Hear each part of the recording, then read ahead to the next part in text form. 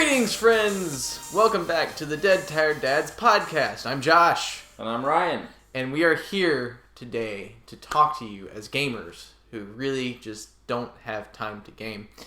And Ryan, I have a funny story. Okay, I like funny stories. So, I decided, excuse me, this past week, I guess last time we were on, I talked about how my daughter was just getting started in school, so I took that week off. Yes, I remember this. And so when she started, I took that week off so that I had time to kind of adjust to like sending my child into someone else's hands. And I decided I would get some stuff done around the house while she was at school. Yes. So I decided to cut the grass. As I'm weed eating in my backyard, which is quite large. It is. I can attest to that. I notice that there are these vines that are growing up underneath my deck. And my deck, sits pretty high up so I can walk underneath the deck. And so it's getting kind of out of hand. So I'm like, okay, I got to stop weed eating. You got to do something. And I got to take care of this vine that's growing up onto my house at this point. And so I do that, and that takes me, way longer than it ought to because I'd let it go for way longer than I should have. And then I'm like, okay, I'm going to go back to weed eating. So I go back to weed eating. Mm-hmm. And then I get along the back side of my fence, and I notice there are these trees that are growing up underneath my fence from the neighbor's yard. Nice. I'm like, I got to do something about that. So I stop weed eating and start doing... And what I realized at that point was that my life was like I was on a main quest. And my main quest... You're doing a bunch of side quests, Josh. My main quest was to mow the lawn. Yes, but you didn't do your main quest. I did not accomplish the main quest. I got distracted by all of these side quests. I like it. And so I did not finish mowing. I did not finish you never mowing even the lawn. finished the main quest. Game unfinished. So I had to come back the next day and finish, and then the grass was wet. It had poured down rain that night, and so the grass was soaking wet. And I was just like, I've got to get this done today. It was quite the disaster, but I thought it was a fun video game anecdote of like. I like it. Yeah, so, anyway. I like it when life becomes a side quest. Yeah, I feel like that is kind of like a life thing, like, and that's one thing that can make it hard to play video games is side quests. True. Because you get distracted and you never accomplish anything. So yeah, that's my anecdotal story. Ta-da! I like your anecdotal story. Yeah. Especially because it reminds me that I live in an apartment and I don't have to cut the grass. Thank you for reminding me of that, Josh. Well, I get to pay taxes on yes, you do. my property. What's the win? What's the win in homeownership? Hang on a second. You can sell it later and actually have money. Right, there's money. Yeah, there's that. Okay. Anyway, so that's kind of my launch off into this week. What's going on with you this week, Ryan? Anything fun? Well, I just got home from traveling. Okay. Travel's good. I went to a conference, and while I was there, I met this author who writes sci-fi and fantasy books. But I feel like if I tell the whole story of that, I'll get way off topic for why we're here. So I'm just going to leave it at that as a teaser for some future episode. You met a fun author. That I met an author. Now, I don't know if he could call me a friend yet, but I'm going to call him a friend. And so I met an author. Yeah. You got to friend status. Friend status. With an author. With an author of sci-fi fantasy stuff. As a nerd, cool to me. Yeah, no. Nerddom is good stuff. I found... This is a little bit off topic, but like I was at Walmart the other day. I found like these like pin things that are like nerd things that like I can't remember what they're called, but they're somehow like tied in with Apple. Nerddom has become weird. Listen, everyone else realized how cool we were, and so now they're trying to jump on the bandwagon. I remember like in the 90s, like people like thinking like Star Wars was like really, really stupid. Yeah, you remember back when like we were nerds before it was cool to be a nerd? Yeah, and now like everyone wants to be a nerd. So welcome to the people who made fun of me. Anyway, so what we're here to talk about video games that we think or that we've played. And we are going to tell you what we think about those video games, whether or not it's worth your time to buy, seeing as you are probably a busy parent like us. So Ryan, yes. What are you bringing to the table today? What do you got? Oh man, I'm going to talk about the Order 1886, a Okay. PlayStation exclusive. PlayStation exclusive. See, Sony with all of their exclusives and their... I know. I can't talk. I'm also showing how huge my backlog is because this game is like 6 years old and I'm just now playing it. But hey, we all have backlogs and that's okay. It'll probably make, like, when we get to that point where we talk about is it worth the cost, I can probably answer yes now, and I wouldn't have been able to 6 years ago. So there's that. Yeah, you can get it for like $20 now. Sure Totally. you can. Yeah. So, tell me about Order 18... What? Order... The Order 1886. 1886. Pretty fun game. I enjoyed it. It's relatively short. Okay. So, like, between 7 and 10 hours to beat the whole game. Okay. So on the time scale, it works out well for you. Yeah, like if you're a busy parent, you can finish this game pretty quickly, which I like. Like I was just saying, worth the cost probably at this point because it's probably a max of $20 6 years later. But one of the things we talked about when we were gonna judge a game was family friendliness. Sure, yeah. And for this game, I had to put in all caps, no. Decidedly not. Obviously not family friendly. Lots of violence. Okay. I mean, it is a shooter. It's a third-person shooter. Lots of werewolves and other creatures that I won't mention in case I spoil it for someone, even though it is 6 years old. What's the premise? Okay, so it's set in 1886 in London. Okay. And you are a knight of the Order. And the Order was formed by the Queen and the people of London to fight off werewolves, essentially. They don't, at least that I don't recall, they don't explicitly call them werewolves, but they're werewolves. What's the scientific lycanthropes? Yeah, so they call them that the whole game. Instead of calling them werewolves, they call them the correct term. Lycanthropes. So they're werewolves. But that's the basic premise. You are a knight. Sir Galahad is his name. He's a pretty cool guy. And you fight werewolves. Is there a round table? There is a round table. Okay. Actually, something that I did find was really cool in this, if you're into history at all, they take these real people from history, and they interweave them into small parts of the game. Like, for example, the person who creates the weapons for the knights is Tesla. So, you meet Tesla in the game, and he takes you to his lab, and you get to pick out weapons. So it's kind of like some Assassin's Creed type historical stuff in there, where you got very similar to that. Yeah, that's kind of cool. Yeah, so I like that. I found that really neat. Yeah, how they did that. Cool. Yeah, but no, not family friendly. Lots of violence, blood, gore. Yeah, and lycanthropes. Yes. No. A big no to the family. Big no to the family friendly. I would say this one was really hard for me to determine. Can I recommend this to a busy parent?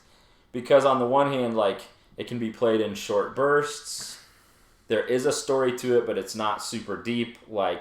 You're a knight. You're fighting off the bad werewolves. You don't have to know much more than that. So on the one hand, you can play for 30 minutes a night. It's not super involved. But on the other hand, definitely can't play it in front of young kids. If you do want to see more of the cool little history connections, you need to pay a little bit more attention. So I'm really torn on can I recommend this? So I'm going to have to hedge my bet and say it really just depends on your situation. And I think honestly that's gonna be a lot of the game. You know, so overall, would you say like you enjoyed the game? I like, did. It's a good I game did. and it's Yes. easy to play. You know, so if you're okay with a little bit of violence and gore, kids aren't around. You want a quick, 10-hour game. Yeah. It's cheap enough that you could probably pick it up and be good. Oh, I should also mention too, because this is something that I always judge, like games, movies, books, anything. Like for me, violence isn't temptation, or it doesn't bother me. Like I won't have nightmares or violent urges, so Sure. like it's not a thing to me. But something that I do often try to avoid is nudity, and I did see a little bit of nudity in this game. It's not like a big thing, but there's probably 15, 20 minutes where you're in a brothel. And so, like, you don't do anything, but still you're there, and you see it in the background. So, like, if that's, for people out there who that's, like, an issue, they should be made aware. Be aware of some mature themes. Yes, exactly. In the lycanthrope hunting game. Yes. So that's right. Cool. So you did a horror game. I did. So what's the scare factor like on the scale? Like, I don't know. Yeah. Like, it caused me to jump 4 or 5 times, but the sad thing is, like, there were scenes where you're sitting there watching and you're like, okay, the jump factor is coming soon. Sure. And it still got me, which is like kind of pathetic on my part. But other than that, really not like super scary. Most of it's a little bit predictable. There are a few times where you're in like these dark warehouses fighting werewolves and you don't really know where they are, so they kind of jump out at you. And those aren't predictable, so it can be a little creepy. But is it not bad? Like Resident Evil level or less? Less than Resident Evil, I would say. Like, so maybe something I can handle. I am really not a huge horror like game fan. Like, I don't like horror games, which is interesting. Yeah. Because my game is also you're going to talk about a horror game. A horror game.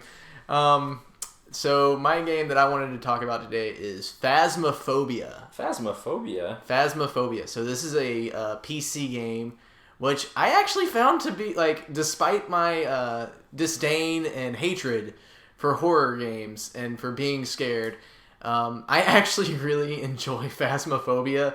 And the only reason I really actually enjoy Phasmophobia is because it's fun to play with other people. Ah, that's a big thing for you, yeah. So I don't recommend playing it by yourself. I tried it. I didn't like it. So yeah, I'll give you kind of a rundown of the game. So basically, you are a ghost hunter. You go into a house or a building of some sort, and you have ghost hunting tools. And you are trying to identify what ghost is haunting that particular building. As you go through, also, you can talk to the ghost. So it's required that you have a microphone of some sort. It's interesting. It's also recommended that you have a headset because it increases your the experience. Like so. Yeah. So it's always raining in this game. So when you first get to a location, you're in a van, you go out, it's pouring down rain, and as soon as you walk into the house, the entire atmosphere changes because of the experience of having the headset on and having headphones in. It really weirds you out. Like just the whole thing, like it plays with all of your senses. So it's not just like jump scares and things like that. So yeah, overall, it's, you can play a game in like 5 to 10 minutes. So it's a real quick game to play. Pretty budget friendly. Nice. And it's only on PC as far as I know. I haven't actually looked to see if it's available anywhere else, but you can get it on Steam for relatively cheap. I think it was like $15 or something like that when I bought it. Nice. Not bad. Relatively new game. And but yeah, you really do need other people to play it, and that really adds to it because you hunt the ghost together. And you're trying to like identify what it is. But there is a lot of creep factor to it. You're walking around in a dark house. It sounds like something. I mean, correct me if I'm wrong, maybe not family friendly. No. Because, like, you're paying attention. Yeah, and... no, you don't want, because, at some points the ghosts will, if it gets far enough in the game, you lose enough sanity, as they call it, that you will start seeing the ghost that is haunting the place, and they will kill you. You will die, and it's, and the death sequences are definitely something to be concerned about from a family perspective. But overall, I would say if you've got some friends that you can jump in with, it's well worth your time if you can make the time for it.